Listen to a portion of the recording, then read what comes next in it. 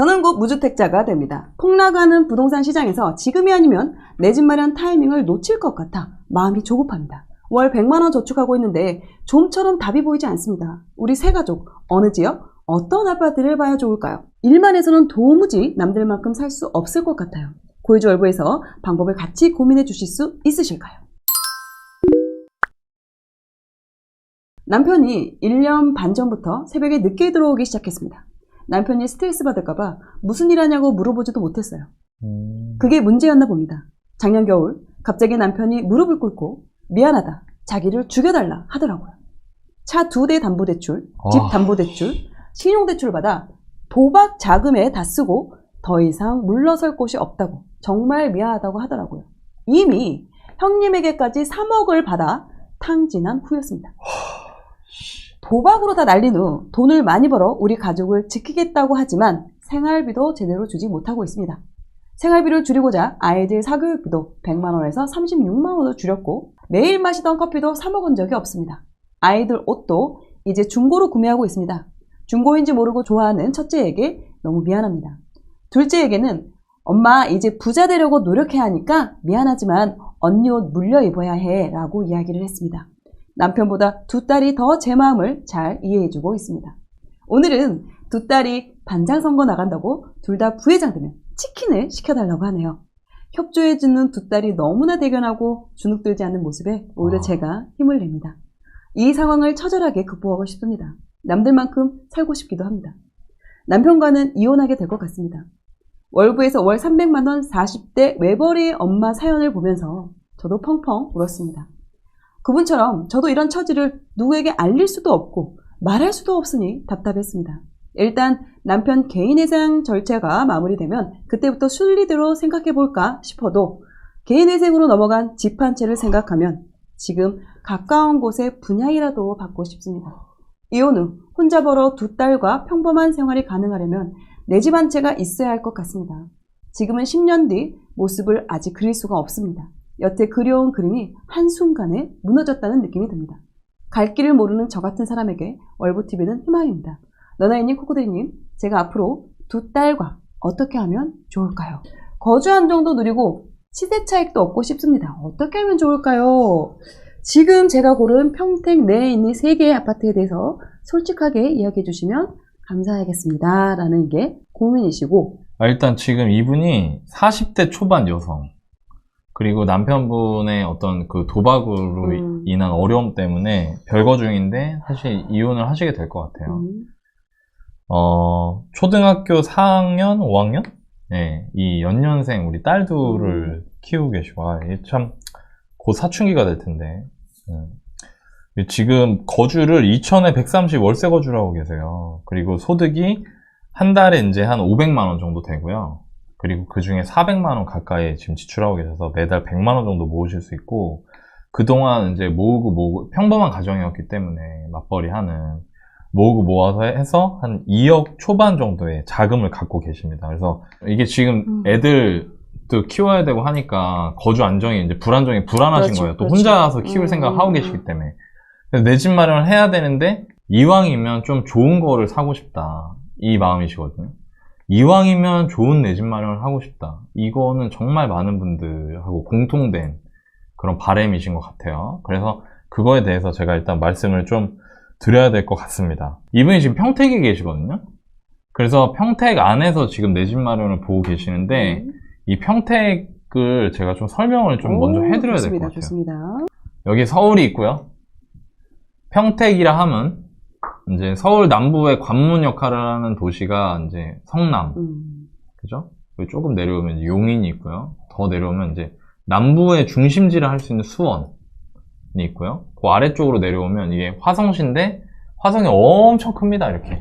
네, 화성에 바다도 있습니다. 바다도. 근데 그 중에 우리가 흔히 동탄이라 부르는 데는 이 경부고속도로 좌측과 우측을 갖고 있고요. 경부고속도로의 서쪽 부분에 동탄 1신도시, 동쪽 부분에 가장 큰 규모의 수도권 신도시인 동탄 2신도시가 있고요. 조금 내려오면 오산이 있고 그 아래 평택이 있습니다. 이 평택에서 좀 더 내려가면 천안이에요. 바로. 그러니까 경기도의 마지막에 있습니다. 저는 개인적으로 평택은 수도권에 해당된다고 보긴 좀 어렵다고 보고요. 실제로 부동산 사이클도 수도권과 좀 다르게 움직이는 경향이 있습니다. 왜 그러냐? 서울의 영향을 거의 받지 않기 때문에. 경기도인데요? 네, 경기도인데요. 왜냐면 평택에서 서울로 출퇴근하시는 분들은 거의 없습니다. 그럴 것 같아요. 네, 물론 평택에 사시는 분들은 내가 서울에 출퇴근하는데 무슨 소리냐 하실 수 있지만 다른 도시에 많지 비해서 않다. 훨씬 더 적습니다. 왜? 그렇죠. 너무 멀기 때문에. 그래서 평택은 평택시 내부의 부동산 사이클을 잘 보셔야 돼요. 그게 중요합니다. 근데 지금은 여전히 여기도 하락장이에요. 여기가 이제 서평택입니다. 서평택이고, 여러분 평택 항구 들어보셨어요? 그러니까 사람들이 평택에 항구가 있어? 막 이래요. 네, 이게 평택이 큽니다. 아까 화성처럼. 그리고 이쪽 서쪽에 보면 여기 평택항이 있고요. 이쪽 이 서평택에도 군데군데 큰 규모는 아니지만 신도시보다 작은 어떤 택지 개발을 하는 곳들이 중간중간 있습니다. 우리가 흔히 알고 있는 평택은 이 동평택이죠. 동쪽이에요. 여기 좀 들어가 보면 이 평택을 크게 두 개로 나눌 수가 있거든요. 특히 최근에 사람들이 부동산 아파트에 관심 많은 사람들이 관심을 가지는 곳은 크게 두 군데입니다. 여기 보면 평택 지제역이라고 보이세요? 여기에 이제 SRT가 여기 정차를 하죠. 그럼 여기를 중심으로 해서 이 왼쪽 편과 이 오른쪽 편이 있어요. 이 왼쪽 편이 우리가 흔히 말하는 고덕 신도시입니다. 고덕 신도시는 평택의 서쪽 부분에 있어요. 그리고 여기 보면 여러분들 이 아래쪽에 첨단 산업단지라고 보이시나요? 여기에 굉장히 큰 규모의 산업단지가 조성이 되고 있습니다. 그리고 그와 인접한 곳에 이 빈 땅에 아파트를 짓고 있죠. 신도시를 짓고 있습니다. 규모가 작지 않습니다. 굉장히 커요. 이 개발 탭을 눌러서 보면 이렇게 나오죠. 고덕 국제화 계획지구에서 나옵니다. 여기 보면은 중간중간 이렇게 아파트 이름이 떠 있는 데들이 있어요. 네. 특히 이쪽이 지금 아파트가 들어가 있습니다. 여기는 이제 보통 우리가 흔히 신도시에서 가장 먼저 들어가는 지역이 시범단지라고 하고, 그 시범단지가 이제 보통 제일 비싸거든요. 네. 입지가 제일 좋아요. 여기 있고요. 그리고 여기 보면은 막 이렇게 공동주택 뭐 이렇게 쫙쫙 해놨죠. 이건 뭐다? 아직 안 지었다. 여러분들이 여기 가면 그냥 허허 벌판입니다. 지금 부동산 쪽에 그런 농담 있어요. 장화 신고 들어가서 구두 신고 나온다. 장화 신고 들어가는 약간 그런 시기입니다. 여기가 장화 신어야 들어갈 수 있는. 그렇지만 나중이 되면 구두 신고 다니는 사람들이 생기는 그런 신도시라고 보시면 되고요. 그리고 또 하나가 이 오른쪽, 여기를 이제 지제역이잖아요. 그래서 이쪽을 지제역세권이라고 합니다. 지제역세권이고, 여기 보면 여기도 들어와 있는 아파트들이 있어요. 뭐 힐스테이트 지제, 더샷 이런 게 있고요. 아래쪽에도 이렇게 아파트 이편한 세상 뭐 이런 것들이 있고요. 여기 보면 안에 아직 또 단독주택 주차장, 뭐 공원, 종교시설 뭐 이렇게 써있죠? 색깔 칠해져 있죠? 이거는 아직 됐다 안 됐다? 안 됐다. 여기 가면 여기도 똑같이 어수선합니다. 그렇지만 시간이 지나면 정비가 되겠죠. 자, 그렇게 되는 겁니다. 그리고 이 뒤쪽으로는 오히려 이제 조금 조성이 됐어요. 예, 이쪽 보면은 이쪽에 이제 동사, 이쪽에 이제 군맘시티, 이 1, 2, 3, 4, 5 여기는 이제 분양했고요. 여기 그 지제역에서 조금 점점 멀어지는 쪽에 이렇게 또 아파트들이 있고, 요 아래쪽 내려가면 여기에도 있습니다. 소사벌. 그리고 이쪽으로 가면 여기 배다리 생태공원이라고 있는데 여기가 분위기가 좋아요. 가보면 주말 같은데 가보면 여기 이제 막 삼겹살집 이런 거 있고 사람들 이제 산책하고 있고 분위기가 굉장히 좀 좋습니다. 괜찮습니다. 요렇게 여기까지, 여기 용이까지, 용이동까지. 자, 당연히 지제역에서 가까운 쪽이 제일 좋은 데고요. 이 멀어질수록 입지 선호도가 조금 떨어진다고 보시면 되겠죠. 자, 그러면 우리가 사연자분이 평택 안에서 이왕이면은 우리 지금 직업을 영위하고 계시기 때문에 네. 평택 안에서 좀 분양을 받아볼까 이런 생각을 하고 계세요. 지역 분석, 지도를 보면서 여러분들이 아셔야 되는 건 가격이 떨어지고 하락장이라면 이왕이면 어디를 노려라? 어디를 노려야 된다? 좋은 데부터 살펴보는 거예요. 왜? 다 같이 싸져 있기 때문에. 이럴 때는 상급과 하급의 가격 격차가 줄어들고 막 그러니까 소위 말해서 위아래가 없어지거든요. 형 동생이 없어요. 제가 형이고 얘가 동생이라 형이 동생보다 더 비싸야 되는데 어떤 때는 형이 더 싸. 막 이럴 때가 있거든요. 그러니까 조금 더 넓게 우리 동네에서 제일 좋은 데부터 하나씩 살피면서 나한테 맞는 걸 찾는다. 이게 포인트입니다. 이 개념을 가지고 사연자분하고 통화를 한번 해볼게요. 네. 아, 네, 안녕하세요. 안녕하세요. 평택맘님? 네, 네. 안녕하세요. 지금 일단 그 내 집 마련을 하셔야 되고, 네네. 여기서 핵심은 그냥 단순히 내가 살 집이 아니고, 이왕이면 좋은 거 사고 싶은 거잖아요. 네. 그죠? 네네. 자, 그러면 그 전에 일단 지금이 급한 시기예요? 아니에요? 지금 월세 계약이 내년 1월까지라서 그때까지는 시간적으로 여유는 있는데. 네. 네. 좋습니다. 그러면 앞으로 지금 3월이니까 한 10개월가량 남았잖아요. 네네. 10개월 동안 차근차근 준비를 하시면 된다. 네네. 그리고 그 준비를 하시는 과정에서 어떻게 준비해야 되는지를 말씀드릴게요, 제가. 일단 첫 번째로 하셔야 될 거는 내가 살 수 있는 집은 도대체 얼마짜리일까를 아셔야 돼요. 네. 그거를 모르시면요. 자, 이렇습니다. 지금 집값이 많이 떨어져서 가격이 이전보다 많이 저렴해졌고, 저는 평택은 집값이 이제 비싸지 않은 수준까지 내려왔다 생각하거든요. 네네. 네. 근데 비싸지 않은 수준까지 내려왔다 해서 앞으로 오를 거란 얘기는 아닌 거예요. 그러니까 사람들이 항상 이렇게 받아들이더라고요. 제 얘기를 하면 지금 집값 많이 떨어졌고 이제는 비싸지 않은 시기다. 혹은 많이 싸졌다 이전에 비해서 이렇게 얘기하면 그래서 이제 오른다고? 이렇게 생각을 하더라고요. 그건 아니에요. 그건 몰라요. 지금보다 더 떨어질 수도 있고 더 오를 수도 있어요. 근데 제가 이 말씀을 드릴 수 있을 것 같아요. 네. 많이 비싸지 않아졌다는 얘기는 뭐냐면 네. 내가 만약에 지금 당장 내 집을 매수하잖아요? 그러면 이거보다 앞으로 1년, 2년, 3년은 더 떨어질 수 있지만 나중에 시간 지나면 반드시 내가 산 가격 이상이 된다라는 의미로 생각하시면 될 것 같아요. 네네네. 네, 근데 저는 평택은 거의 그 레벨까지 거의 가고 있다. 다만 일부 단지들은 여전히 많이 비싸요. 네, 이걸 아셔야 돼요. 네네. 이걸 일단 아시고요. 자, 그러면 지금 상황에서 내가 집을 마련했다고 가정을 해봐요. 네. 우리 평택맘님이 집을 마련했어요. 마련했는데 집값이 떨어져. 내가 애써서 집을 샀는데 네네. 그 집값이 1년 뒤에 한 3천만 원 정도 떨어져 있어요. 네. 그럼 어떻게 해야 될까요? 조금 더 오를 때까지 버틸 것 같은데 예, 저는. 예, 그쵸. 그러니까 그 얘기는 뭐냐면요. 핵심은 뭐냐면 네. 버틸 수 있는 집을 사야 된다는 거예요. 네. 내가 버틸 수 있지 않은 집을 사는 순간 그렇게 되면은 지금 보고 계시죠? 이 아비규환을 요즘에? 네. 네, 물건을 던지네, 뭐하네, 죽겠네, 뭐 이혼을 하네 마네 막 이러고 있잖아요, 사람들이. 네네. 그죠? 그러니까 네. 중요한 거는 네. 내가 집을 살 때 가장 중요한 거는 내가 살 수 있는 집값이 어딘지를 잘 판단하는 겁니다. 네, 알겠습니다. 네, 지금 2억 2천 정도를 갖고 계세요. 네. 그리고 지금 소득상 한 달에 100만 원 정도를 저축하실 수 있잖아요. 네네. 자, 그럼 만약에 예를 들어서 내가 원리금 상환이 100만 원이 넘어가는 집을 산다. 네네. 그러면은 자연스럽게 어떻게 되냐면 생활 지출을 더 줄이셔야 되는 거예요. 네네네. 자, 근데 지금 지출도 쉽지 않죠. 네네. 근데 여기서 더 줄이면 버틸 수 있을까요? 못 네. 버티는 거예요. 네. 내가 평택에 분양을 받고 싶어. 그리고 평택에서 좋은 아파트 분양을 받고 싶은데 그 아파트 분양가를 보니 예를 들어서 5억 5천이다. 예를 들어서. 네네. 그러면 3억 넘게 대출 받으셔야 되잖아요. 네네. 그러면은 그 3억 넘게 대출 받은 거를 내가 과연 버틸 수 있을까? 그러니까 그거는 아쉽지만 네네. 안녕해야 되는 거예요. 네, 알겠습니다. 이해되시죠? 예. 자, 그러면 한 달에 100만 원을 모으고 있다. 네. 근데 지금 저는 집값이 싸졌기 때문에 100만 원 중에 한 70%? 한 70만 원 정도까지는 네. 원리금 상환으로 쓰셔도 된다고 생각해요.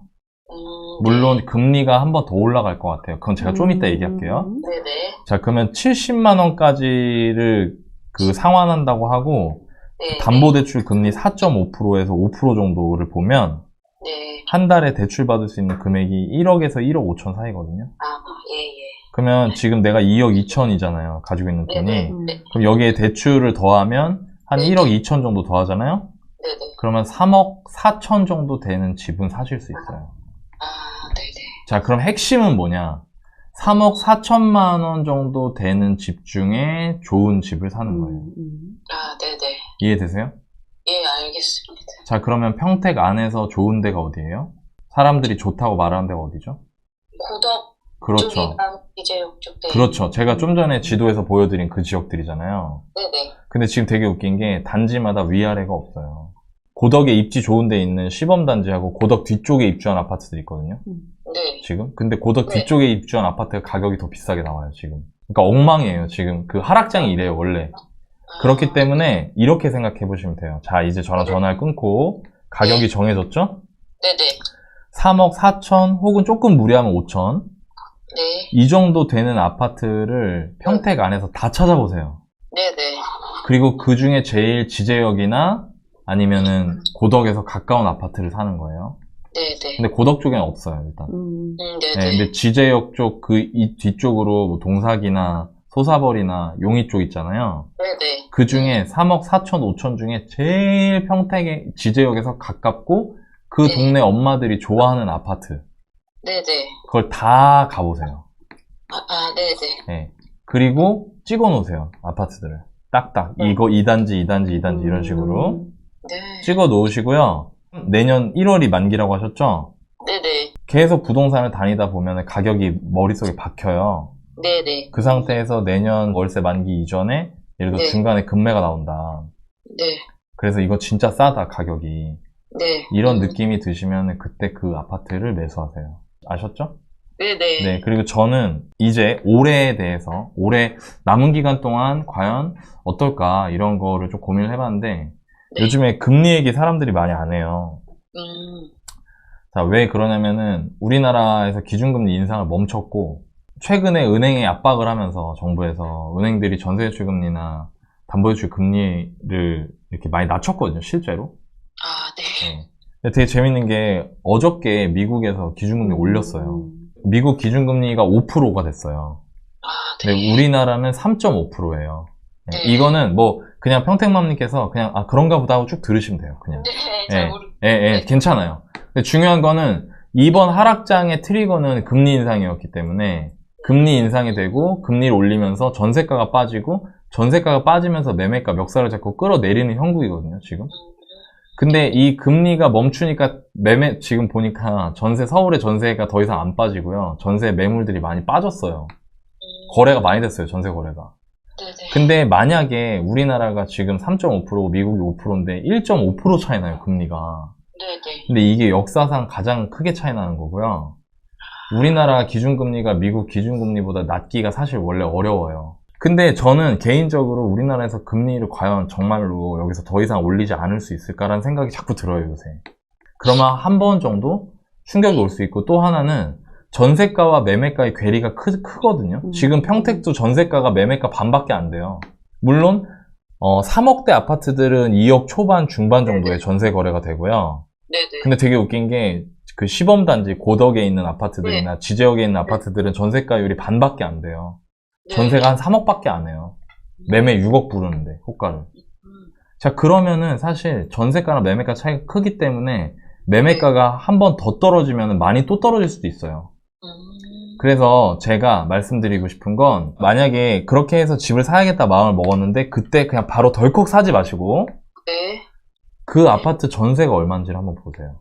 그때. 네네. 그 시점에. 예를 들어 올해 10월이 돼서 3억 한 5천 정도, 지금 3월에 돌아다니면서 볼 때는 3억 5천 정도인데 3억 3천짜리 물건이 나왔어요. 네. 부동산 선생님 이거 진짜 금매라고 사야 된다 이렇게 말을 해요. 네. 근데 그때 당시 전세를 보는 거예요. 근데 사장님 제가 살 건데요, 지금 이 단지에 전세 얼마에 나와요? 이렇게 물어보세요. 근데 전세가 예를 들어서 여기 전세 2억 6천이에요 이래요. 네. 자, 그러면 사는 게 맞는 거예요. 왜? 전세가 매매가 차이가 한 7, 8천만 원밖에 안 나잖아요. 네. 그러면 사는 게 이득이거든요. 근데 만약에 그 시점에 전세가 2억이다. 네. 매매 3억 3천에 나와서 살려고 갔더니 전세가 2억이래요. 네. 그러면 한 텀은 전세를 사세요. 그러면서 2년 뒤에 전세가하고 매매가 차이가 얼마나 나는지를 보세요. 그리고 그 차이가 좁혀져 있다. 네. 그러면 그때는 전세 사는 게 유리해요? 매매하는 게 유리해요? 매매를 하는 게 차라리 낫겠죠. 왜 돈 몇 천만 원만 더 주면 내 집에서 네네. 사는데 남의 네네. 집에 살아요. 그죠? 그때 집을 사시면 돼요. 오케이? 네. 네, 어떻게 하셔야 되는지 알겠죠? 이제부터? 네. 네, 그렇게 꾸준히 아직 시간 여유가 있으니까 한 6, 7개월 정도 그렇게 꾸준히 하면서 시간 날 때 네네. 평택 안에서 이렇게 잘 돌아다니시고 단지를 몇 개 찍어 보십시오. 아셨죠? 지금 여기 네. 또 토미리님께서도 네네. 얘기하시네요.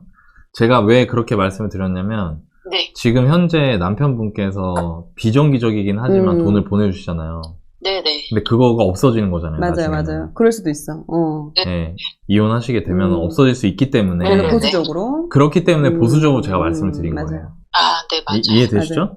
예, 예. 그리고 아이들이 좀 더 크면은 음. 중고등학생이 되면 돈 들어갈 일이 있기 때문에 네, 그러니까 맞아요. 저는 되게 보수적인 사람이라서 맞아요. 그런 거 감안하고 말씀드린 거니까. 왜냐면 이제 이게 이제 또 보시는 분들 입장에서는 저희가 이제 그거랑 그렇죠. 말씀이 없었기 그렇죠. 때문에 지금 현재 이제 소득이 있으시지만 또 별도로 지금 이제 별거 중인 남편분께서 130만 원 정도 보내주시는데 이게 일정치가 않아요. 일정치가 네. 않다 보니까 아무래도 이제 그 금액을 보수적으로 잡을 수밖에 없는 그런 상황을이라고 말씀을 드릴 것 같고, 이혼을 이제 결심을 하신 거예요?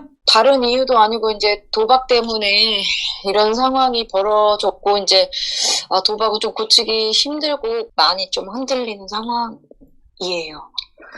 네, 저도 다른 부분에서 어떻게 뭐 부부관계에서 뭐 이혼을 하라 마라 이거는 뭐 말을 하기가 어렵죠. 근데 이제 그 원인이 도박이라는 거는 정말 이거는 정말 네. 뭐 미래를 뭐 생각하고 이럴 여력은 없고 그냥 당장 우리가 편하게 좀 살 수 있는 공간이 있었으면 좋겠다. 뭐 거기에 지금 얽매여 있는 것 같아요. 아이들한테 네. 어떤 엄마 되어주고 싶으세요, 그러면? 저는 엄마도 아닌 것 같아요. 그래서 아이들을 뭐 사랑으로 보살펴주겠다 이런 마음이 잘 안 들고. 절대 아니에요. 지금 오해하고 있어. 지금 않아요. 어찌됐든 지금 아이들한테 되게 안전한 울타리를 만들어주기 위해서 상당히 노력하고 계시고 지금 이렇게 저희한테까지 사연을 보내주실 정도로 적극적으로 그걸 좀 알아보고 계시잖아요. 아이들한테 가장 중요한 건 엄마의 존재 자체만으로 되게 중요하고요. 엄마가 우리들을 지켜주고 있다는 거 그것만으로도 충분히 진짜 의지가 되고 있어요. 나쁜 엄마도 좋은 엄마도 이렇게 말씀하실 필요가 없어요.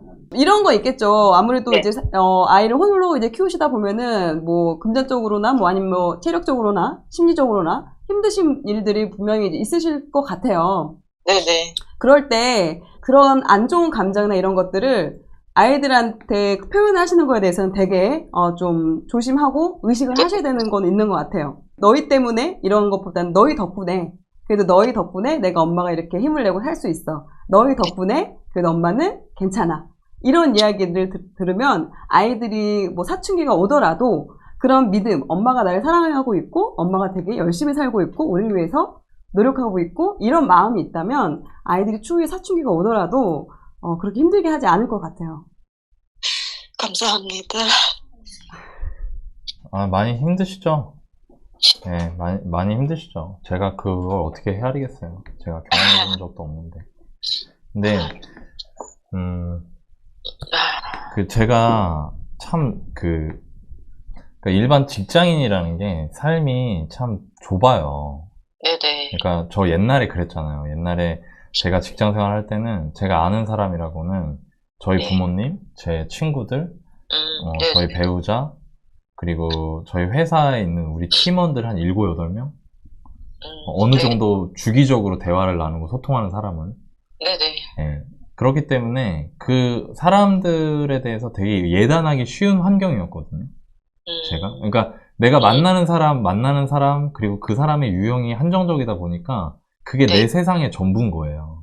네, 맞아요. 그래서 이런 사람도 있고 저런 사람도 있구나라는 걸 잘 몰랐는데 네네. 부동산 투자를 하면서 정말 많은 사람을 만났고요. 네네. 그리고 제가 이 콘텐츠를 하면서도 정말 많은 사연과 사람들의 삶을 들여다볼 기회가 생겼었어요. 그렇군요. 네. 근데 참 재밌는 게 뭐 예를 들어서 부모님이 이혼을 했다. 네네. 그렇다고 해서 그 자녀들이 올바르지 못하게 크거나 아니면 그 자녀들이 뭐 흔히 말해서 잘 못 자라는 건 아니라는 거예요. 절대적으로. 네. 그리고 부모님 양친이 다 계시고 부족할 게 없는 상황이라고 하더라도 또 이 사람이 참 다른 사람들하고 같이 어우러지기 힘들겠다라는 느낌을 주는 사람들도 있고요. 네. 네. 근데 여기서 제일 중요한 거. 그러면 그런 네. 상황에서도 그러니까 우리가 흔히 말하는 눈밭에서 꽃이 피는 사람들은 과연 어떤 사람들일까를 봤더니 네. 그 모든 것들을 같이 나누려고 했던 부모님이 있었던 경우들이 많았어요. 그러니까 이런 거예요. 지금 제가 아까 좀 걱정이 돼서 네. 평택맘님께서 저는 엄마가 아닌 것 같아요 라고 하시잖아요. 그러면은 아이들은요, 평택맘님 눈치를 더 볼 거예요. 왜? 엄마를 사랑하니까. 엄마가 힘들지 않았으면 하는 마음 때문에 내가 엄마한테 이 얘기를 하는 게 엄마를 더 힘들게 하면 어쩌지라는 것 때문에 점점 더 내 마음속에 쌓이는 게 많은 거예요. 맞아요. 그러니까 그러면 그럴 필요가 없어요. 그리고 잘 생각해 보세요. 그 남편분이 그렇게 하신 게 우리 평택맘님 때문이에요? 그런 건 아닌데. 아니야. 그러니까 그거 아니면 된 거예요. 그거 아니고요. 아이들도 마찬가지예요. 엄마 때문이 아니에요. 그리고 나중에 심지어 이런 얘기도 하셨으면 좋겠어요. 저는 엄마 때문 아니다. 엄마 때문 아니야. 너희들 때문도 아니야.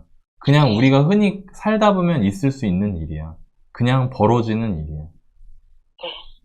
내가 신발을 신으려고 신발장에서 신발을 꺼내다가 신발이 떨어져서 내 이마에 맞았어. 그러니까 벌어진 일이잖아요. 네네. 그냥 그런 거일 뿐이라고 생각하셨으면 좋겠고, 아이들한테 표현만 자주 해주시면, 네, 저는 그렇게 문제되지 않지 않을까라는 생각이 듭니다. 네. 그렇죠. 너무 희망을 주셔서 너무 감사드리고 네. 앞길이 너무 막막하고 정말 누가 조언 좀 해주셨으면 좋겠다라고 했는데 다행히 이 순간에 월부를 만나게 돼가지고 너무 행운인 것 같더라고요. 너무 감사드립니다. 네. 아이들한테 다짐 한마디만 해주실래요? 아이들한테 왜 자꾸 울려? 아니, 왜냐면, 제가, 죄송합니다. 만약에 원치 안 하셔도 돼요. 라이브니까. 제가 왜 이게 좀 무리일 수도 있겠다 싶은데 말씀을 드렸냐면, 저는 항상 그랬던 것 같아요. 제가 뭘 할 때 자신이 없거나, 힘들거나 그러면 항상 말했거든요. 맞아요. 네. 그러니까, 지금도, 오늘도 그랬어요. 오늘도 제가 막 방송 준비하는데, 방송하다가 머리가 아프고 너무 힘들면 어떡하지라는, 체력적으로 힘들면 어떡하지 생각이 들 때, 혼자서 화장실 가서 막 그런 말 하는 거야. 괜찮을 거야. 할 수 있을 거야. 이런 말을 해요, 저는. 네네. 그래서 방송에서 안 하셔도 돼요. 그렇지만 오늘 방송이 끝나면 혼자서라도 난 이런 엄마가 되겠다라고 다짐하시는 시간을 가지시면 어떨까. 네, 지금 얘기해봐도 될까요? 네네. 사랑하는 딸들아.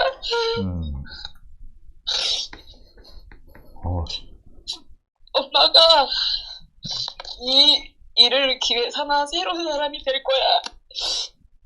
너희들의 사랑으로 감싸주고 앞으로 돈도 많이 벌고 해서 금전적으로나 가정적으로나 부족함이 없는 아이들로 크게끔 엄마가 많이 노력하고 분명히 그거 해낼 거야. 우리 같이 열심히 살아보자. 박수. 저 바꿔줘요. 평택맘님. 되실 것 같아요. 아이들한테 좀 부족한 것도 괜찮아요. 부족해서 같이 채워나가면 되는 거고, 그럼에도 엄마가 진심이 있으니까 아이들 다 알 거예요. 자, 중요한 거는 지금 우리 평택맘님이 체력 관리나 멘탈 관리를 잘 하셔야 돼요. 아이들한테 잘하고 내가 뭔가를 하기 위해서는 내 스스로의 관리를 잘해야 되는데, 왜냐면 챙겨줄 사람 없으니까 내가 나를 잘 챙겨야 돼요. 체력 관리, 운동하시고요. 걷기 뭐 돈 드는 거 아니잖아. 아이들하고 같이 걸으면서 이야기 나누고 그런 걷는 시간 가지시고 멘탈 관리 책 읽으시고요. 비타민 좋은 거 있으면 나부터 먹고 알겠어요. 네, 그렇게 해 나가시면 충분히 너무 잘 해내실 것 같아요. 너무 단단한 게 이게 목소리로도 다 느껴지네요. 네, 할 수 있습니다. 암요. 힘내세요.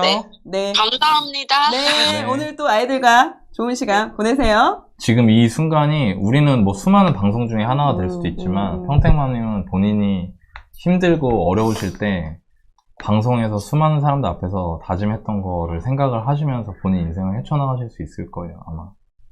그래서 꼭 말씀하신 대로 잘 이루어지셨으면 좋겠고, 내 집 마련은 또 내 간절함과는 전혀 무관하기 때문에 맞아요. 제가 말씀드린 방식대로 항상 냉정하고 냉철하게 판단하셔서 행동하셨으면 좋겠습니다. 제가 말씀드린 거 그대로 따르시면 저는 절대 실패하지 않을 거라고 생각합니다. 응원하겠습니다. 파이팅. 좋습니다. 파이팅. 네.